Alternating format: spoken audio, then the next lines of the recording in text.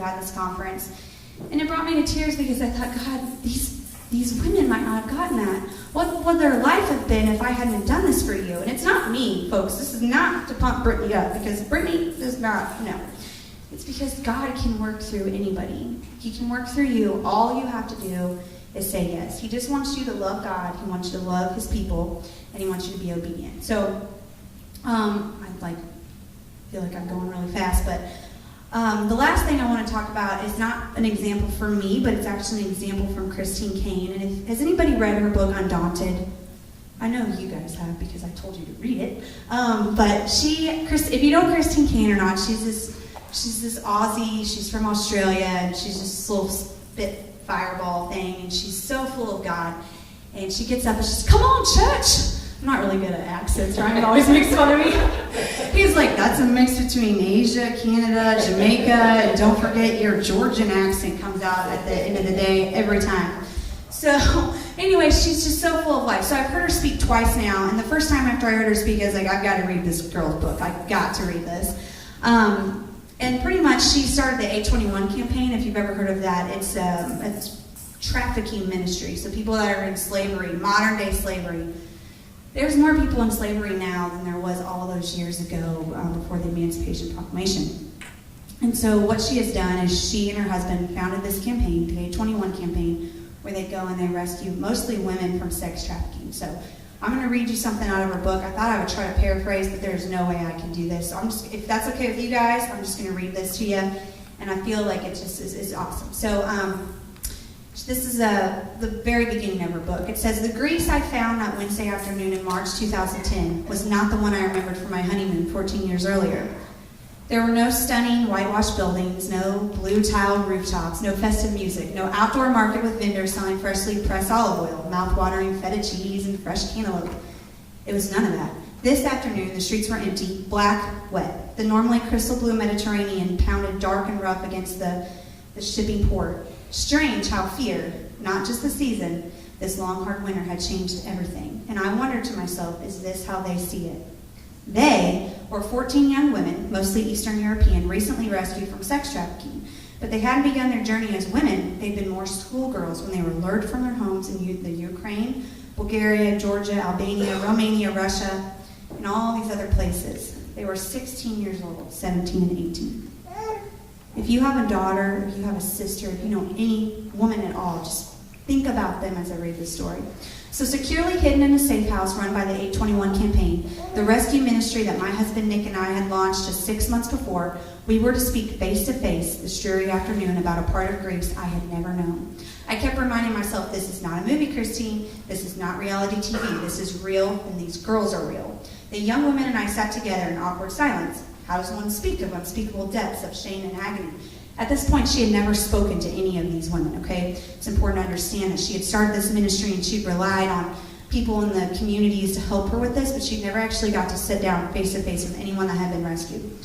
So just 3 weeks before her 17th birthday, this woman named Nadia, she decided she was going to speak out first at this little meeting with 14 of these girls. She said just 3 weeks before her 17th birthday, when a man approached her group of friends at their bus stop and told of opportunities to work in Greece, they got super excited. The man told the girls that Greece was beautiful and that people prospered there. He said there were many good-paying jobs for waitresses, hairdressers, shop assistants, and he said there were just jobs just waiting for nurses, which is what Nadia had always wanted to be. Nadia was met at the airport in Greece by a woman from the hiring agency who spoke no Russian. Nadia spoke no Greek. But despite the confusion, she went with the woman to an apartment building where she was shown a room that she supposed would be hers. The woman left and Nadia began to unpack. Within minutes, the nightmare began. Several men rushed in and locked the door behind them. They beat and raped Nadia repeatedly. She tried to fight back. She screamed for help until she no longer had a voice. But for every protest, every scream, she received more abuse and more torture. Confused, scared, ashamed, in pain and broken, Nadia retreated to a dark place deep inside. For 2 weeks, the beatings and rapes continued. Finally, Nadia was told about her job. It wasn't in a hospital. She was not going to be a nurse. It was to be a sex slave. If you do not do as we tell you, we will kill your family, she was told. Surely, she concluded, people this evil would make good on their threats. She had brothers and sisters at home. She couldn't imagine them going back and finding. After all, they knew where she lived. They went there to pick her up. So besides, they had taken all of her papers, including her passport, and she did not speak any Greek, nor did she have any idea where she was. Even if she did escape, she knew she wouldn't get far, let alone make it all the way back home to Georgia. Nadia felt utterly alone, though the men she had believed were hiring agents surrounded her 24 hours a day, 7 days a week. When they weren't in her room, they stood guard just outside her door and sent in a constant flow of customers with whom she was forced to perform unmentionable acts up to 40 times a day. The silence, the horror, pulled her deeper into despair. One by one that March afternoon, the girls around Christine shared stories like Nadia's. Most had been raised in impoverished ex-communist Eastern European nations. Each had come to Greece expecting legitimate employment. All had brought with them dreams, hopes, aspirations to do something more with their lives than their own families had ever dreamed possible. All of those tender, youthful dreams had been shattered beyond anyone's worst fears. What shook me the most was the realization that for each of these young women I spoke to that day, there were hundreds of thousands more still trapped in the sex slave trade with no way out. Hundreds of thousands of women whose unspeakable pain remained in secrecy. They were silent. Then Mary from Nigeria decided to tell her story. She and 59 other women had come to Greece in a shipping container. You guys know what a shipping container is? Those big giant ones that they put on the boats, and they put people in there. So Christine says, wait, do you mean you were contained in a ship? I thought I'd misunderstood or that something had been lost in translation, but Mary repeated, she and 59 other young women were brought to Greece in a shipping container, a box, a container put onto a ship. And when she and the 59 other girls arrived at the port that day of their departure, they thought they were traveling to good-paying jobs in a land of opportunity. Instead, they were greeted by hiring agents who said there were complications with the paperwork. Either travel by the container, the girls were told, or lose your deposits and your future opportunity to work abroad. Either make the voyage in a shipping container or turn around and go home and lose all the money that your family just worked so hard to get you to Greece. Our families had given everything they owned to pay for our passage, Mary said. So one by one, bewildered and frightened, the girls entered the container. When the last girl was inside, the door was slammed shut and they heard a lock snap into place. They all sat frozen in darkness. But all of a sudden, the bubble broke. The bubble is a filter, they explained, that allowed oxygen to circulate in the container, so it stopped working. And the inside of the cramped box suddenly became not only lightless, but also airless. The journey in the sealed container was gruesome. Half the girls died from lack of oxygen. The other half, the stronger ones, were near death themselves. They had nowhere to sit but in their own vomit and feces since they were forced to relieve themselves on the container's floor. When they finally arrived in Athens, by this point there's only 5 of them. So out of 59 girls, only 5 of them have survived. The other ones have died either in that shipping container or when they almost got caught by the Coast Guard, so they threw them overboard to drown because they were afraid they were going to get caught, these hiring agents. So there's 5 of them now. So when they finally arrived in Athens, the girls were taken to a brothel where the nightmare of the Turkish department was repeated. Daily, Mary and the others were forced to participate in unspeakable encounters with dozens of men.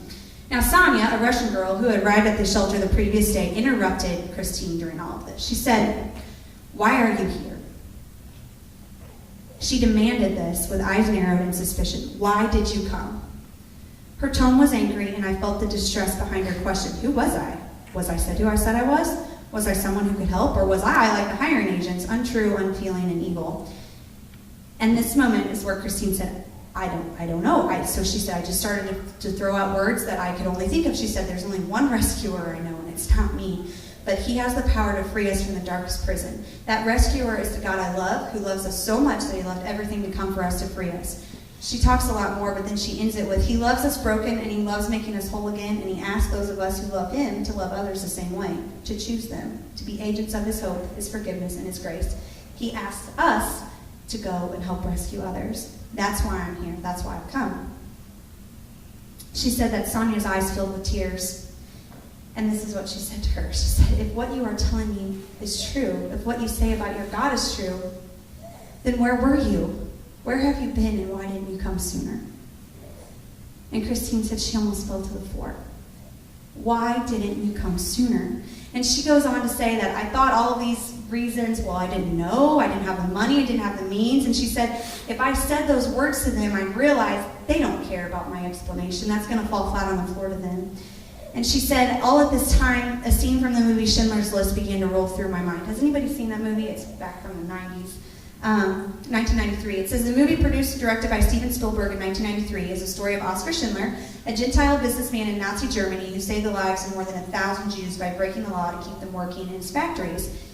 But at the end of the movie, if you guys have seen it, you might remember, it's a powerful scene at the end of the movie. Schindler, played by Liam Neeson, is being thanked for what he has done by a crowd of those he has rescued, just before he flees for his own life. The grateful Jews present him with a ring on the inside of which is inscribed a saying, and it says, "Whoever saves one life saves the world entire." But, distressed, Schindler says, "I could have got more out. I could have got more. I don't know, if I had just, I don't know what I should have done. I've just thrown away so much money. You have no idea. I didn't do enough."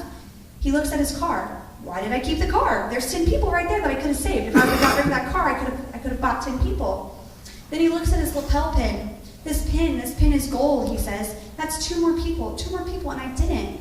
And then he collapses into tears, overcome by the realization that not of all that he did do, but that the pin in his lapel was apparently worth more to him than the lives of 2 people. So Christine, at this moment, sitting at that table in Greece with these women so recently saved from slavery and yet still so devastated, was her Schindler's List moment. She says, "It was my moment of wondering what in my life had been my golden pin like Schindler's, the thing so precious to me that it never occurred to me to use it to ransom the life to save someone else. Because whoever saves just one life saves the world entire." It doesn't matter the caliber of the action. You could be going through the Wendy's drive-thru and the guy's having a terrible day and you say, "Hey, thanks so much, I really appreciate it. You doing okay?" "No, I'm really not. I'm not doing okay." "I'm really sorry about that. I really hope your day gets better. I'll say a prayer for you." Something like that. It doesn't matter the ministry. You're probably not going to go start a sex slave rescue ministry. The likelihood of that is very low. It could be something even bigger. But the whole point is that someone's fate in eternity is being placed in our hands. That's why we're here. We're not here to warm a pew. We're not here to hug each other. We know I don't like hugging. But we're not here to do those things. We're not here to be those people. We're here to be the hands and feet of God, to listen to him, to go and take his word to this dying world. We're here to love God. We're here to love his people. We're here to be obedient. Because there's people out there that are dying. They need us. And we think that sometimes, well, it's just over in those countries. It's just over wherever. One night, Ryan and I, we were leaving church in Hannibal, and this has been a while ago.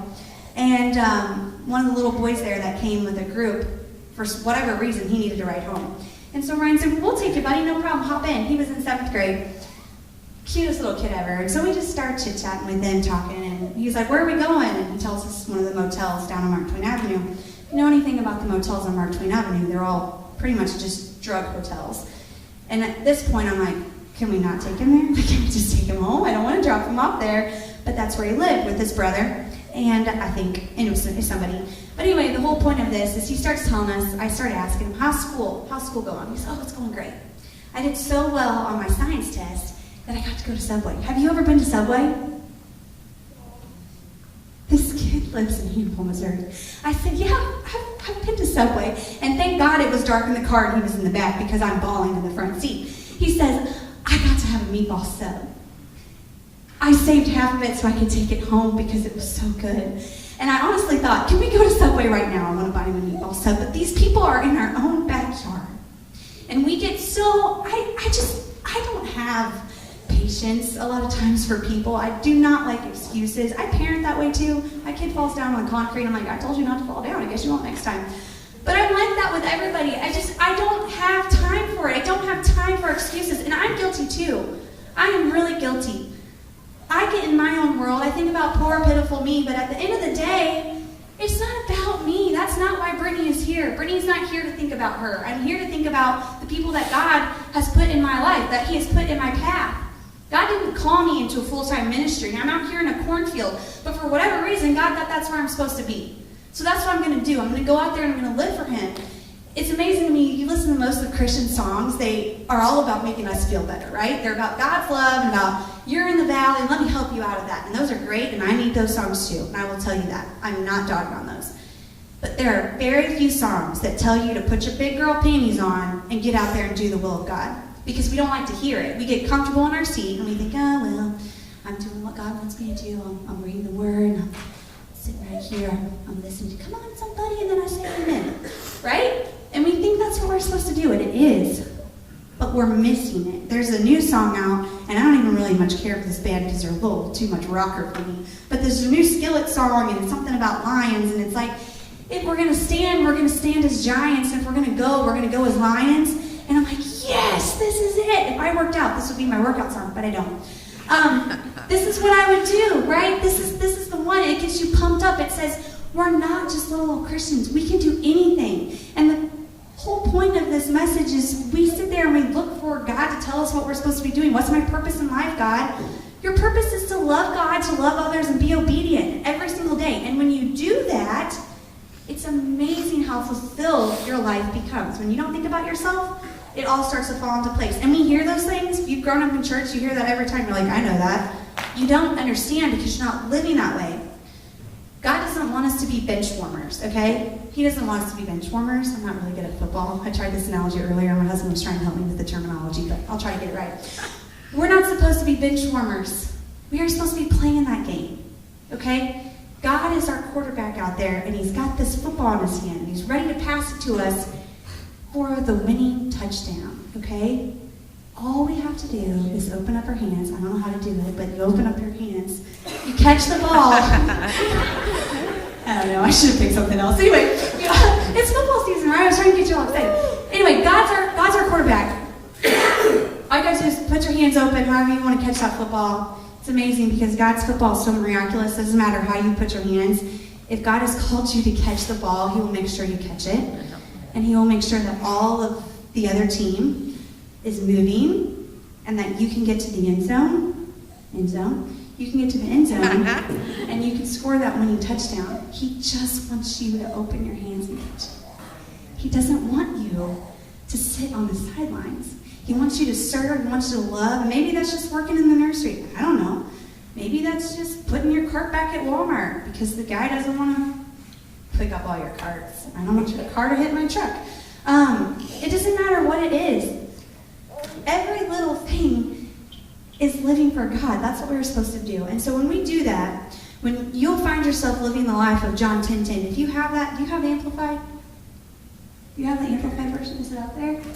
Okay, so the thief does not come except to steal, kill, and destroy. We all know that part. But that's not even my favorite part of this verse. My favorite part is the second part that says, I have come, meaning Jesus, that they may have life and they may have it more abundantly. That you, in the Amplified version, says overflowing. That's the kind of life that he wants you to live, and the only way you're going to get to that is if you take care of God's business. If you take care of God's business, he's going to take care of yours.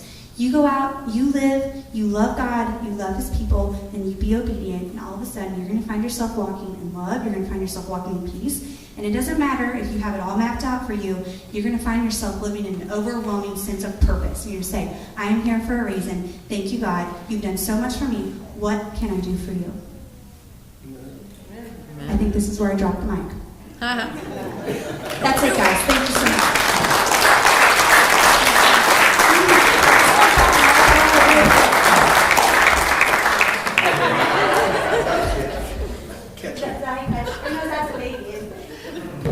It's a mother thing. Everybody, let's stand together this morning. Hallelujah. What a word. Good word. Thank you very much.